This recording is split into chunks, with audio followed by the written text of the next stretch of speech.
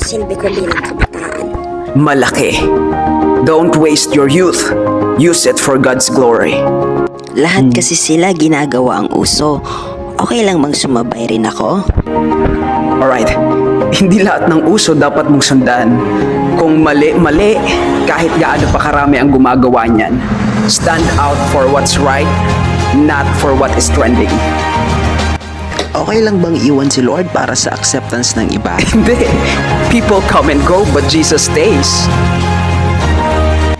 Kailan lang ba ako dapat mag-pray? Hindi lang kapag may problema, araw-araw dapat. Talk to God like a friend, not just a fixer. Kung isa ka sa mga kabataang may tanong, may takot o naghahanap ng direksyon, comment mo, present ako Lord, at sabay tayong lalago hindi lang sa edad, kundi sa pananampalataya. Follow for more.